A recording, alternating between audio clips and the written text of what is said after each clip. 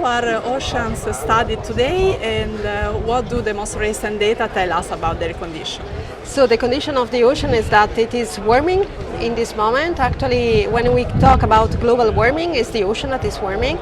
If we are used to think about the atmosphere, it is the increase of temperature of the atmosphere, but actually it is a question of energy. So if we integrate the energy change due to the increased greenhouse gases in the atmosphere, we see that the atmosphere is only changing about 1%. It has taken only 1% of the heat, and 90% is gone into the ocean, and the rest heating the land or melting the ice.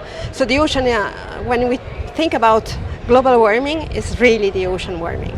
And this ocean is warming, has a different impact. First of all, as the ocean and the atmosphere interact, a warmer ocean increases the amount of heat and water vapor that is released to the atmosphere, and the atmosphere becomes more energetic. So we have intenser storm, we have intenser hurricanes, and so also the dynamics of the atmosphere is changing. But also it has impact on the sea level because it is warming, it is occupying more volume. So 40% of the increase in sea level is due to the fact that the ocean is warming, in addition to the volume of water coming from the ice melt. And so it has impact also on the biosphere, fishes, corals. They are all impacted by the warming. In the tropics, the Great Barrier Reef is very often now bleaching, and a large part of it is dead.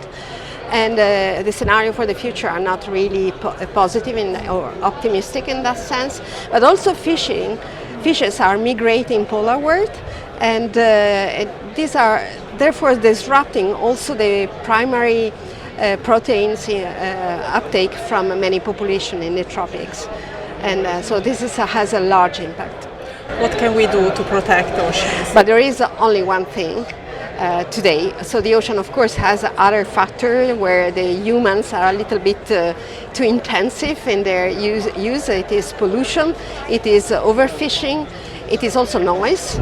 But in terms of global change, the only solution is to decrease completely the greenhouse gas emission by human activities, and really work on the transition to clean energy, and also a usage of the soil that is more preservative of the global natural balance of climate.